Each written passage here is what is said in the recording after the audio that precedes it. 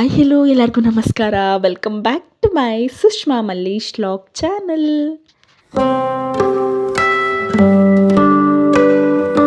ಹಳ್ಳಿಯಲ್ಲಿ ನಮ್ಮ ಇಡೀ ದಿನ ಹೇಗಿರುತ್ತೆ ಅನ್ನೋದನ್ನು ನಾನು ಈ ವಿಡಿಯೋದಲ್ಲಿ ಅಪ್ಲೋಡ್ ಮಾಡಿದ್ದೀನಿ. ಅದರಲ್ಲೂ ಮಾತೆಗಳು ಬಂದ ದಿವಸದಲ್ಲಂತೂ ಬಿಡುವಿಲ್ಲದ ಕೆಲಸಗಳು. ನಾರ್ಮಲಾಗಿ ನಾವು ಎದ್ದೇಳೋದಕ್ಕಿಂತ ಇವತ್ತು ಸ್ವಲ್ಪ ಬೇಗನೆ ಎದ್ದು ನನ್ನ ಹಸ್ಬೆಂಡು ಆಲ್ರೆಡಿ ಹಾಲನ್ನು ಕರಿತಾಯಿದ್ರು. ನಾನು ಅವರಿಗೆ ಟೀ ಮತ್ತು ನನ್ನ ಮಗಳಿಗೆ ಇನ್ನೊಂದು ಒಲೆಯಲ್ಲಿ ಹಾಲನ್ನು ಮಡಗಿ ಕಾಯಿಸ್ತಾ ಇದ್ದೆ. ಅಷ್ಟರಲ್ಲಿ ನನ್ನ ಮಗಳು ಕೂಡ ಎದ್ದೇ ಬಿಟ್ಲು. Good morning. ಅವಳು ಎದ್ಮೇಲೆ ಅವಳಿಗೆ ಹಾಲು ಕಾಯಿಸಿದ್ದು ಸ್ವಲ್ಪ ಬೇಗ ಹಾರಲಿ ಅಂತ ಹೇಳಿ ನಮ್ಮ ಮನೆಗಳಲ್ಲಿ ನಮ್ಮ ಅಜ್ಜಿ ಕಾಲದಿಂದನೂ ಈ ಥರ ತಟ್ಟೆಯಲ್ಲಿ ಹಾಲನ್ನು ಹಾಕಿ ಹಾರಿಸ್ತಾ ಇದ್ವಿ. ಸೊ ನಿಮ್ಗೆ ಅದು ನೆನಪಿದೆಯೋ ಇಲ್ವೋ ಗೊತ್ತಿಲ್ಲ, ಬಟ್ ನನಗೆ ಇದನ್ನು ನೋಡಿದ್ರೆ ನನ್ನ ಚೈಲ್ಡ್ಹುಡ್ ನೆನಪಾಗುತ್ತೆ. ಸೊ ಯಾರಿಗೆಲ್ಲ ಈ ಥರ ಚೈಲ್ಡ್ಹುಡ್ಗಳು ನೆನಪಾಗ್ತಾ ಇರುತ್ತೆ, ಈ ಥರ ಒಂದು ಇನ್ಸಿಡೆಂಟ್ಗಳನ್ನು ನೋಡಿದ್ರೆ ನನಗೆ ಎಲ್ಲರೂ ಕೂಡ ತಪ್ಪದೆ ಕಮೆಂಟ್ ಮಾಡಿ. ಮಕ್ಕಳು ಮಾರ್ನಿಂಗ್ ಟೈಮೆಲ್ಲ ಎದ್ದಾಗ ಸ್ವಲ್ಪ ಕಿರಿಕಿರಿ ಮಾಡ್ತಾರೆ ಜಾಸ್ತಿ. ಸೊ ಅವರಿಗೆ ಬೇಗನೆ ಹಾಲು ಕೊಟ್ಬಿಟ್ರೆ ಸ್ವಲ್ಪ ಸಮಾಧಾನವಾಗ್ತಾರೆ. ಅದರಿಂದ ತಟ್ಟೆಯಲ್ಲಿ ಬೇಗ ಹಾರಿಸಿದ್ರೆ ಅವ್ರಿಗೂ ಕೂಡ ಸಮಾಧಾನ. ನನ್ನ ಹಸ್ಬೆಂಡು ಹಾಲು ಹಾಕ್ಬಿಟ್ಟು ಬರೋಕ್ಕೆ ಅಂತ ಹೇಳಿ ಡೈರಿಗೆ ಹೋಗಿದ್ದಾರೆ. ಅಷ್ಟರಲ್ಲಿ ನಾನು ಟೀನ ಕಾಯಿಸಿ ಅವ್ರಿಗೆ ಲೋಟಕ್ಕೆ ಎತ್ತಿಟ್ಟಿದ್ದೀನಿ. ಜೊತೆಗೆ ಹಸುಗಳಿಗೆ ತಿಂಡಿ ಕೊಡೋಣ ಅಂತ ಹೇಳಿ ಎಲ್ಲ ಬಕೆಟ್ಗಳನ್ನು ತೊಗೊಂಡು ಬಂದು ಎಲ್ಲ ಹಸುಗಳಿಗೂ ತಿಂಡಿನ ಹಾಕಿ ತೊಗೊಂಡೋಗಿ ಕೊಟ್ಟು, ನಂತರ ಇನ್ನೆರಡು ಕರುಗಳಿತ್ತು, ಆ ಕರುಗಳಿಗೂ ಕೂಡ ಅಷ್ಟೇ ಸಣ್ಣ ಸಣ್ಣ ಕರುಗಳಿದ್ದಾವೆ, ಆ ಕರುಗಳಿಗೂ ಸ್ವಲ್ಪ ನುಚ್ಚು ಸ್ವಲ್ಪ ಪೀಡನ್ನು ಮಿಕ್ಸ್ ಮಾಡಿ ಕರುಗಳಿಗೂ ಕೂಡ ತೊಗೊಂಡೋಗಿ ಕೊಟ್ಟೆ.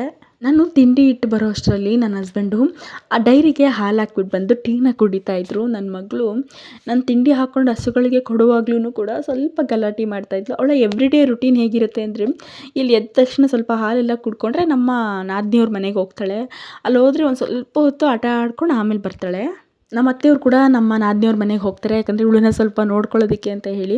ಹಂಡೆ ಒಲೆಗೆ ಉರಿ ಹಾಕೋಣ ಅಂತ ಹೇಳಿ ನೋಡಿದೆ, ಆದರೆ ಸ್ವಲ್ಪ ಬೂದಿ ಎಲ್ಲ ಇತ್ತು ಅಂತ ಹೇಳಿ ಮೊರಕ್ಕೆ ಬೂದಿ ಎಲ್ಲನೂ ತುಂಬಿಕೊಂಡು ಅಲ್ಲೇ ಹಂಡೆ ಒಲೆಗೂ ಕೂಡ ನೀರು ಉರಿ ಹಾಕಿದೆ. ಸೊ ನೀರು ಕಾಯ್ತಾ ಇರುತ್ತೆ ನಿಧಾನವಾಗಿ ಅಂತ ಹೇಳಿ. ನನ್ನ ಮಗಳು ಅಲ್ಲಿ ಸ್ವಲ್ಪ ಹೊತ್ತೆಲ್ಲ ಆಡಿಕೊಂಡು ಅವ್ರ ಮನೆಗೆ ಬರೋ ಅಷ್ಟರಲ್ಲಿ ಸ್ವಲ್ಪ ಕೆಲಸಗಳನ್ನು ಮಾಡಿಕೊಂಡ್ರು. ನನಗೂ ಕೂಡ ಸ್ವಲ್ಪ ರಿಲ್ಯಾಕ್ಸೇಷನು. ಸೊ ಅದರಿಂದ ಸ್ವಲ್ಪ ಕೆಲಸಗಳನ್ನು ಬೇಗ ಮಾಡ್ಕೊಳ್ಳೋಣ ಅಂತೇಳಿ ಅಂದ್ಕೊಂಡೆ. ತಿಂಡಿಗೆ ಏನು ಪ್ರಿಪೇರ್ ಮಾಡೋದು ಅಂತ ನಮ್ಮ ಅತ್ತೆಯವ್ರನ್ನ ಕೇಳಿದೆ. ಅವರಂದ್ರು ಉಪ್ಸಾರು ಮಾಡಿಬಿಡು, ನುಗ್ಗೆ ಸೊಪ್ಪು ಇದೆಯಲ್ಲ ಕಿತ್ಕೊಂಡು ಅಂತ ಹೇಳಿದ್ರು. ಅದಕ್ಕೆ ನಾನು ನುಗ್ಗೆ ಸೊಪ್ಪನ್ನೆಲ್ಲ ಕಿತ್ಕೊಂಡು ಬಿಡಿಸ್ಕೊಂಡು ನುಗ್ಗೆ ಸೊಪ್ಪು ಸಾರು ಮಾಡೋಣ ಅಂತೇಳಿ ಎಲ್ಲನೂ ಕೂಡ ರೆಡಿ ಮಾಡ್ಕೊಳ್ತಾ ಇದ್ದೆ. ಸೊಪ್ಪನ್ನು ಬಿಡಿಸಿ ಈರುಳ್ಳಿ ಕುಯ್ದು ಕಾಯಿನ ತುರ್ಕೊಳ್ಳೋ ಅಷ್ಟರಲ್ಲಿ ನನ್ನ ಮಗಳನ್ನ ನಮ್ಮ ಅತ್ತೆಯವ್ರು ಆಲ್ರೆಡಿ ಕರ್ಕೊಂಡೇ ಬಂದುಬಿಟ್ರು. ಅಷ್ಟೇ ಅವಳ ಆಟ, ಅಲ್ಲೊಂದು ಸ್ವಲ್ಪ ಹೊತ್ತು ಆಟ ಆಡ್ತಾಳೆ ಅಷ್ಟೇ, ಅಷ್ಟರಲ್ಲಿ ಬಂದೇ ಬಿಟ್ಲು. ನಿಮಗೆ ಗೊತ್ತಲ್ಲ, ಅಮ್ಮಂದಿರು ಕೆಲಸ ಮಾಡುವಾಗ ಮಕ್ಳುಗಳು ಬಂದರೆ ಒಂದು ಕೆಲಸ ಜೊತೆಗೆ ಇನ್ನೊಂದು ಕೆಲಸ ಫ್ರೀಯಾಗಿ ಸಿಗುತ್ತೆ. ಸೊ ಅದಕ್ಕೆ ಒಂದು ಕೆಲಸ ಬೇಡ ಡಬಲ್ ಕೆಲಸ ಮಾಡಿಸ್ತಾಳೆ ಅಂತ ನಮ್ಮ ಅತ್ತೆಯವರೊಳನ್ನ ಸ್ವಲ್ಪ ಇಟ್ಕೊಂಡು ಸ್ವಲ್ಪ ಬೀದಿಯಲ್ಲಿ ಆಟ ಆಡಿಸ್ತಾಯಿದ್ರು. ನಾನು ಅಷ್ಟರಲ್ಲಿ ನುಗ್ಗೆ ಸೊಪ್ಪನ್ನು ಎಲ್ಲನೂ ಹುರ್ಕೊಂಡು ಮೊದಲೇ ರೆಡಿ ಮಾಡ್ಕೊಂಡಿದ್ದರಿಂದ ಸೊಪ್ಪನ್ನು ಪಾತ್ರೆಯಲ್ಲಿ ಹಾಕಿ ಬೇಯಿಸ್ಕೊಂಡೆ. ಜೊತೆಗೆ ಕುಕ್ಕರಲ್ಲಿ ಬೇಳೆನ ಕೂಗಿಸ್ಕೊಂಡು ನುಗ್ಗೆ ಸೊಪ್ಪು ಉಪ್ಸಾರನ್ನು ಪ್ರಿಪೇರ್ ಮಾಡಿಕೊಂಡು ಸೋಸ್ಕೊಂಡು, ಜೊತೆಗೆ ನುಗ್ಗೆ ಸೊಪ್ಪಿನ ಪಲ್ಯವನ್ನು ಮಾಡಿಕೊಂಡೆ.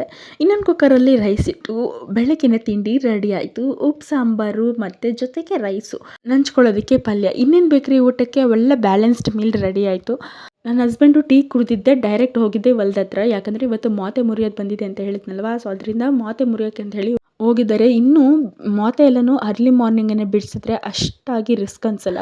ಏನಾದರೂ ಬಿಸಿಲು ಬಂದಾದಮೇಲೆ ಮಾತೆ ಮುರಿಯೋಕ್ಕೆ ಶುರು ಹಚ್ಕೊಂಡ್ರೆ ಸೋಗೆಲ್ಲ ಕೈಯೆಲ್ಲ ಕುಯ್ಕೊಂಡ್ಬಿಟ್ಟಿರುತ್ತೆ, ಕೆಲಸಗಳು ಸಾಗಲ್ಲ ಬಿಸಿಲೊತ್ತಲ್ಲಿ. ಅದರಿಂದ ಅರ್ಲಿ ಮಾರ್ನಿಂಗೇ ಹೋಗಿ ಮೊತೆಯನ್ನು ಮುರಿತಾ ಇದ್ದಾರೆ. ಅತ್ತೆಯವರು ಜೊತೆಲಿ ಹೋಗಿದ್ದಾರೆ, ಯಾಕಂದರೆ ನನ್ನ ಹಸ್ಬೆಂಡು ಮುರಿದಾಕಿದ್ದನ್ನು ನಮ್ಮ ಅತ್ತೆಯವರು ಸ್ವಲ್ಪ ಚೀಲ ಹಿಡ್ಕೊಂಡ್ರೆ ನನ್ನ ಹಸ್ಬೆಂಡ್ ತುಂಬಿಕೊಡ್ತಾರೆ. ಸೊ ಅದಕ್ಕೆ ಅವ್ರಿಗೂ ಹೋಗಿದ್ದಾರೆ. ಜೊತೆಗೆ ನಮ್ಮ ನಾದಿನಿಯವರು ಕೂಡ ಸ್ವಲ್ಪ ಮುರ್ಕೊಳ್ತಾರೆ ಮೊತೆನ.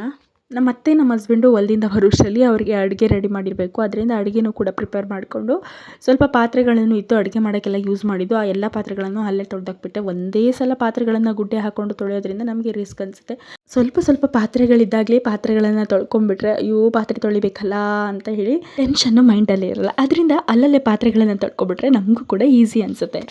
ಇವತ್ತು ನಮ್ಮ ಅತ್ತೆಯವರು ಹೊಲ್ದ ಹತ್ರ ಹೋಗಿರೋದ್ರಿಂದ ಸ್ವಲ್ಪ ಕಷ್ಟ, ಯಾಕಂದರೆ ನನ್ನ ಮಗಳನ್ನ ನೋಡಿಕೊಂಡು ಜೊತೆಗೆ ಮನೆ ಕೆಲಸ ಎಲ್ಲ ನಿಭಾಯಿಸ್ಕೊಂಡು ಅಡುಗೆ ಎಲ್ಲನೂ ಮಾಡಿಕೊಂಡು ಇನ್ನು ನನ್ನ ಮಗಳನ್ನೂ ಕೂಡ ನೋಡ್ಕೊಳ್ಬೇಕು. ಅವಳಿಗೆ ಸ್ವಲ್ಪ ಊಟ ಮಾಡಿಸೋದು ತಿನ್ನಿಸೋದು ಎಲ್ಲ ಮಾಡಬೇಕಲ್ಲ, ಸ್ವಲ್ಪ ರಿಸ್ಕ್ ಅನಿಸುತ್ತೆ. ಬಟ್ ಆದರೂ ಕೂಡ ಸ್ವಲ್ಪ ನನ್ನ ಕೈಯಲ್ಲಿ ಎಷ್ಟಾಗುತ್ತೋ ಅಷ್ಟು ಕೆಲಸಗಳನ್ನು ಮಾಡ್ಕೊಂಡಿದ್ದೀನಿ. ಇನ್ನು ಮಿಕ್ಕಿದ ಕೆಲಸಗಳನ್ನೆಲ್ಲ ಕೂಡ ನನ್ನ ಮಗಳನ್ನ ಮಲಗಿಸ್ಬಿಟ್ಟು ಆಮೇಲೆ ಮಾಡ್ಕೊಳ್ಳೋಣ ಅಂದ್ಕೊಂಡೆ. ಅಷ್ಟರಲ್ಲಿ ನನ್ನ ಹಸ್ಬೆಂಡ್ ಕೂಡ ಬಂದರು. ಅವ್ರಿಗೂ ನಾನು ಊಟನ ಹಾಕ್ಕೊಟ್ಟೆ. ಅವರು ಕೂಡ ಊಟ ಮಾಡಿಕೊಂಡು ಹೊಲ್ದ ಹತ್ರ ಹೋದರು. ಮತ್ತೆ ಮಾತೆಲ್ಲನೂ ಚೀಲ ಎಲ್ಲ ತುಂಬ್ಕೊಂಡು ಬಂದು ಹೊಡಿಬೇಕಲ್ಲ ಮನೆಗೆ ಅಂತ ಹೇಳಿ. ನಾನು ಅಷ್ಟರಲ್ಲಿ ನನ್ನ ಮಗಳಿಗೆ ಸ್ವಲ್ಪ ಸ್ನಾನ ಎಲ್ಲ ಮಾಡಿಸಿದ್ರೆ, ಬಿಸಿ ಬಿಸಿ ನೀರನ್ನು ಸ್ನಾನ ಮಾಡಿಸಿದ್ರೆ ಅವಳು ಸ್ವಲ್ಪ ಮಲ್ಕೋತಾಳೆ ಅಂತ ಹೇಳಿ ಅವಳಿಗೆ ಸ್ನಾನ ಎಲ್ಲ ಮಾಡಿಸ್ದೆ. ಅವಳಿಗೆ ಸ್ನಾನ ಮಾಡಿಸಿದ್ರೆ ಆಲ್ಮೋಸ್ಟ್ 1 ಅವರ್ ಆದರೂ ಮಲ್ಕೊಳ್ತಾಳೆ. ಸ್ವಲ್ಪ ಬಿಸಿ ನೀರೆಲ್ಲ ಸ್ನಾನ ಮಾಡಿಸಿರ್ತೀವಲ್ಲ ಅದರಿಂದ. ಅದಕ್ಕೆ ಬೇಗನೆ ಸ್ನಾನ ಮಾಡಿಸ್ಬಿಟ್ಟು ಮಲ್ಕಿಸ್ಬಿಟ್ರೆ ಒಂದು ಸ್ವಲ್ಪ ಹೊತ್ತು ಮಲ್ಕೋತಾಳೆ. ಅಷ್ಟರಲ್ಲಿ ನಾನೆಲ್ಲ ಕೆಲಸನ ಮಾಡ್ಕೊಬೋದು ಅಂತ ಹೇಳಿ ಅವಳು ಫಸ್ಟ್ ಸ್ನಾನ ಎಲ್ಲ ಮಾಡಿಸ್ದೆ. ನಂತರ ಅವಳಿಗೆ ಡ್ರೆಸ್ ಹಾಕಿ ಅವಳಿಗೂ ಕೂಡ ಸ್ವಲ್ಪ ಸ್ಕಿನ್ ಕೇರ್ ಎಲ್ಲ ಮಾಡಿಬಿಟ್ಟು ಆಮೇಲೆ ಅವಳನ್ನು ಸ್ವಲ್ಪ ಸೀರೆಯಲ್ಲಿ ಹಾಕಿ ತೂಗ್ತಾ ಇದ್ದೀನಿ, ಇವಾಗ ಸ್ವಲ್ಪ ಮಲ್ಕೋತಾಳೆ ಅಂತ ಹೇಳಿ. ಸ್ವಲ್ಪ ಉಯ್ಯಾಲೆಲ್ಲ ಎದ್ದೆದ್ದು ಕುತ್ಕೊಳ್ತಾ ಇದ್ಲು ಸ್ಟಾರ್ಟಿಂಗು. ಆಮೇಲೆ ಸ್ವಲ್ಪ ಸ್ವಲ್ಪ ತೂಗಿದ ಮೇಲೆ ಅವಳಿಗೆ ಸ್ವಲ್ಪ ನಿದ್ದೆ ಹತ್ತಕ್ಕೆ ಶುರು ಆಯಿತು. ಸ್ವಲ್ಪ ಬಿಸಿನೀರೆಲ್ಲ ಸ್ನಾನ ಮಾಡಿದ್ರದ್ರಿಂದ ಹಂಗೆ ಸ್ವಲ್ಪ ನಿದ್ದೆಗೆ ಜಾರ್ಕೊಂಡ್ಳು. ಸ್ವಲ್ಪ ನಿದ್ದೆ ಜಾರ್ಕೊಂಡ್ಲಲ್ಲ ಅಂತ ಹೇಳಿ ತೂಗೋದೇನಾದರೂ ಬಿಟ್ಬಿಟ್ರೆ ಮತ್ತೆ ಎದ್ದೊಳ್ಬಿಡ್ತಾಳೆ. ಅದರಿಂದ ಸ್ವಲ್ಪ ಅವಳು ಮಲ್ಕೊಂಡ ಮೇಲೂ ಕೂಡ ಸ್ವಲ್ಪ ಸೀರೆನ ತೂಗ್ತಾ ಇದ್ದರೆ ಆಮೇಲೆ ಆಟೋಮೆಟಿಕಲಿ ಫುಲ್ಲು ನಿದ್ದೆಗೆ ಹೋಗ್ತಾಳೆ. ಇನ್ನು ಅವಳನ್ನ ಮಲಗಿಸಿದ ಮೇಲೆ ನನ್ನ ಕೆಲಸಗಳು ಶುರು ಹಚ್ಕೊಂಡೆ. ನಾನು ಸ್ವಲ್ಪ ಹೋಗಿ ಫೇಸ್ ವಾಶ್ ಎಲ್ಲ ಮಾಡ್ಕೊಂಡು ಬಂದೆ. ಸ್ವಲ್ಪ ನನ್ನ ಸ್ಕಿನ್ ಕೇರ್ ಕೂಡ ಮಾಡ್ಕೊಳ್ತಾ ಇದ್ದೀನಿ. ಸ್ವಲ್ಪ ಸನ್ಸ್ಕ್ರೀನನ್ನು ಹಚ್ಕೊಳ್ತಾ ಇದ್ದೀನಿ. ನಮ್ಮ ಹಳ್ಳಿಯಲ್ಲಿ ಜಾಸ್ತಿ ಕೆಲಸ ನಾವು ಬಿಸಿಲಲ್ಲಿ ಮಾಡೋದ್ರಿಂದ ಯಾರು ಸಿಟಿಲಿರೋರು ಸನ್ಸ್ಕ್ರೀನ್ ಹಾಕ್ತಾರೋ ಇಲ್ವೋ ಗೊತ್ತಿಲ್ಲ, ಬಟ್ ಖಂಡಿತವಾಗ್ಲೂ ನಮ್ಮ ಹಳ್ಳಿಲಿರೋರು ಸನ್ಸ್ಕ್ರೀನ್ನ ಹಾಕ್ಕೊಳ್ಳೇಬೇಕು. ಯಾಕಂದರೆ ಬಿಸಿಲಿಂದ ನಮ್ಮ ಸ್ಕಿನ್ನನ್ನು ನಾವು ಪ್ರೊಟೆಕ್ಟ್ ಮಾಡ್ಕೊಳ್ಬೇಕಾದ್ರೆ ಎಲ್ಲರೂ ಕೂಡ ಸನ್ಸ್ಕ್ರೀನನ್ನು ಹಚ್ಕೊಳ್ಳಿ. ಬೇರೆ ಯಾವ ಮೇಕಪ್ ಮಾಡದೇ ಇದ್ದರೂ ಪರವಾಗಿಲ್ಲ, ಅಟ್ಲೀಸ್ಟ್ ಒಂದು ಸನ್ಸ್ಕ್ರೀನ್ ಅಂತೂ ಯೂಸ್ ಮಾಡಿ ಅಂತ ಹೇಳ್ತೀನಿ. ಸ್ವಲ್ಪ ಸನ್ಸ್ಕ್ರೀನ್ ಹಾಕ್ಕೊಂಡು ಒಂದು ಬಿಂದಿ ಇಟ್ಟು ಕುಂಕುಮ ಇಟ್ಟರೆ ನನ್ನ ಸ್ಕಿನ್ ಕೇರ್ ರುಟೀನ್ ಮುಗೀತು. ಇನ್ನು ನನ್ನ ಮಗಳಂತೂ ನನ್ನ ಹಣೆಯಲ್ಲಿ ಬಟ್ಟೆ ಆಗಿರ್ಬೋದು, ಆ ಕುಂಕುಮ ಆಗಿರ್ಬೋದು ಏನೂ ಕೂಡ ಉಳಿಸೋದೇ ಇಲ್ಲ. ನಮ್ಮ ಹಣೆಯಲ್ಲಿಟ್ಟಿರೋ ಬಟ್ಟೆ ಆಗಿರ್ಬೋದು ಮತ್ತು ಕುಂಕುಮ ಎಲ್ಲನೂ ಕೂಡ ಕೈ ಹಾಕಿ ಕಿತ್ತಾಕೋದು, ಅಳಿಸೋದು ಹಿಂಗೆ ಮಾಡ್ತಾ ಇರ್ತಾಳೆ. ಅವಳಿಗೆ ಹಣೆಯಲ್ಲಿ ಕುಂಕುಮ ಅಥವಾ ಬಿಂದಿ ಇಡೋದಕ್ಕೆ ಇಷ್ಟ ಆಗಲ್ಲ. ಅಷ್ಟು ಬೇಗ ಕಿತ್ತಾಕಬೇಕು, ಅವಳ ಮನ್ಸಿಗೆ ಸಮಾಧಾನ ಆಗಬೇಕು ಆ ಥರ ಮಾಡ್ತಾ ಇರ್ತಾಳೆ. ನನ್ನ ಸ್ಕಿನ್ ಕೇರ್ ಎಲ್ಲ ಮುಗಿಸ್ಕೊಂಡು ನಾನು ಕೂಡ ಸ್ವಲ್ಪ ತಿಂಡಿನ ತಿಂದ್ಕೊಂಡೆ. ತಿಂಡಿ ಎಲ್ಲ ಮುಗಿಸ್ಕೊಂಡು ಈಗ ಬರೀ ಅಡುಗೆ ಮನೆ ಕೆಲಸ ಮಾತ್ರ ಮುಗಿಸಿದ್ದೀನಿ. ಇನ್ನೂ ಮನೆ ಕೆಲಸಗಳೆಲ್ಲ ಬಾಕಿ ಇತ್ತು. ಅದರಿಂದ ನನ್ನ ಮಗಳು ಈಗ ಹೇಗಿದ್ದರೂ ಮಲ್ಕೊಂಡಿದ್ದಾಳೆ. ಅವಳು ಎಷ್ಟೊತ್ತು ಮಲ್ಕೋತಾಳೋ ಅಷ್ಟೊತ್ತು ನಾನು ಕೆಲಸಗಳನ್ನು ಮಾಡ್ಕೊಳ್ಬೋದು. ಅದರಿಂದ ಕಸ ಎಲ್ಲನೂ ಕೂಡ ಗುಡಿಸ್ಕೊಂಬರೋಣ ಒಂದು ಕಡೆಯಿಂದ ಅಂತ ಹೇಳ್ಕೊಂಡು ಬೆಡ್ಡೆಲ್ಲ ಸರಿ ಮಾಡಿಕೊಂಡು ಮನೆಯ ಕಸ ಎಲ್ಲನೂ ಕೂಡ ಒಂದು ಕಡೆಯಿಂದ ಗುಡಿಸ್ಕೊಂಡು ಬಂದೆ. ಎಷ್ಟೇ ಕ್ಲೀನ್ ಮಾಡ್ತಾ ಇರಲಿ, ರೋಡ್ ಸೈಡ್ ಮನೆ ಇದ್ದರೆ ಆಲ್ಮೋಸ್ಟ್ ಎಲ್ಲರಿಗೂ ಗೊತ್ತೇ ಇರುತ್ತೆ ಜಾಸ್ತಿ ಡಸ್ಟ್ ಬರ್ತಾ ಇರುತ್ತೆ ಮನೆಗೆ ಅಂತ ಹೇಳಿ. ಅದರಲ್ಲೂ ಈಗಂತೂ ಆಷಾಢ ಟೈಮ್ ಆಗಿರೋದ್ರಿಂದ ಫುಲ್ಲು ಗಾಳಿ, ಎಷ್ಟು ಗಾಳಿ ಬರ್ತಾ ಇರೋದಂದರೆ ನಮ್ಮ ಮನೆ ಹಿಂದೆ ನಾವು ಹಸುಗಳಿಗೆ ಹಾಕಿರೋ ತಗಡು ಸೀಟ್ ಇದೆಯಲ್ಲ ಅದು ಫುಲ್ಲು ಸೌಂಡ್ ಮಾಡಿರುತ್ತೆ, ಡಬ್ಬ ಡಬ್ಬ ಡಬ್ಬ ಅಂತೇಳಿ. ಅಷ್ಟು ಗಾಳಿ, ಅಷ್ಟು ಸೌಂಡ್ಸು. ಅದರಲ್ಲೂ ಈಗಂತೂ ಸ್ವಲ್ಪ ಕಿಟಕಿ ಓಪನ್ ಮಾಡೋ ಹಾಗೆ ಇಲ್ಲ. ಕಿಟಕಿ ಏನಾದ್ರು ಓಪನ್ ಮಾಡಿ ಬಿಟ್ವಿ ಅಂದ್ರೆ ಸಾಕು, ಅದು ಕೂಡ ಡಬ್ಬ ಡಬ್ಬ ಡಬ್ಬ ಅಂತ ಸೌಂಡ್ ಬರ್ತಿರುತ್ತೆ. ಹಿಂದೆ ಬಾಗಿಲು ಅಷ್ಟೇ ಸ್ವಲ್ಪ ಹೊಚ್ಚಿದ್ರೂ ಈ ಗಾಳಿಗೇನು ಅದು ಡಕ್ ಡಕ್ ಅಂತ ಸೌಂಡ್ ಆಗ್ತಾನೆ ಇರುತ್ತೆ. ಸೊ ಎಲ್ಲ ಕಿಟಕಿ ಡೋರ್ಸು ಎಲ್ಲನೂ ಕ್ಲೋಸ್ ಮಾಡಿರಬೇಕು, ಆವಾಗ ಸೌಂಡ್ಸ್ ಕಮ್ಮಿ ಅನಿಸುತ್ತೆ. ಇಲ್ಲಿ ಮುಂದೆ ಮನೆ ಕಸ ಎಲ್ಲ ಗುಡಿಸಿ ಕಾಲು ಒರೆಸೋ ಮ್ಯಾಟೆಲ್ಲ ಇತ್ತಲ್ಲ ಅದನ್ನೆಲ್ಲ ಒದ್ರಿ ಕಾಲು ಒರೆಸೋಕ್ಕೆಲ್ಲ ಹಾಕಿಬಿಟ್ಟು ಮತ್ತೆ ಇನ್ನು ಹಿಂದೆ ಸೀಟಿನ ಮನೆ ಇದೆಯಲ್ಲ ಅಲ್ಲೂ ಕೂಡ ಕಸ ಎಲ್ಲನೂ ಕೂಡ ಗುಡಿಸ್ಕೊಂಡೆ. ಕಸ ಎಲ್ಲ ಗುಡಿಸಿ ಅಲ್ಲೂ ಕೂಡ ಕಾಲು ಒರೆಸೋಕ್ಕೆ ಮ್ಯಾಟೆಲ್ಲ ಹಾಕಿಬಿಟ್ಟು ಸ್ವಲ್ಪ ಕೆಲಸಗಳನ್ನು ಮುಗಿಸ್ಕೊಂಡೆ. ಒಳಗಡೆ ಕೆಲಸ ಮುಗಿಸಿದ್ರೆ ಸಾಕಾಗಲ್ಲ ಇವಾಗ, ಮತ್ತೆ ಹಿತ್ಲತ್ರ ಹೋದರೆ ಸುಮಾರು ಕೆಲಸಗಳಿರುತ್ತೆ. ನಾನು ಆಗಲೇ ಹೇಳ್ದಾಗೆ ನಾವು ಬೆಳೆದಂಥ ಬೆಳೆಗಳು ಕಟಾವಿಗೆ ಬಂದಾಗ ನಮಗೆ ಬಿಡುವಿಲ್ಲದ ಕೆಲಸಗಳು. ಇವತ್ತಿನ ದಿನ ಏನಿದೆಯಲ್ಲ ನಮ್ಮ ಮಾತೆ ಬಿಡಿಸುವಾಗ ಪ್ರತಿದಿನ ಇದೇ ಥರ ಶೆಡ್ಯೂಲು. ಒಂದು ಸ್ವಲ್ಪ ಕೂಡ ಕೂತ್ಕೊಳ್ಳೋಕ್ಕೆ ಫ್ರೀನೇ ಇರಲ್ಲ, ಅಷ್ಟು ಕೆಲಸಗಳಿರುತ್ತೆ. ಸೊ ಈ ವಿಡಿಯೋದಲ್ಲಿ ನಾನು ಫುಲ್ ವಿಡಿಯೋನ ಕವರ್ ಮಾಡೋಕ್ಕೆ ಟ್ರೈ ಮಾಡಿದ್ದೀನಿ. ಸೊ ವಿಡಿಯೋನ ಮಿಸ್ ಮಾಡದೆ ಕೊನೆ ತನಕ ನೋಡಿ.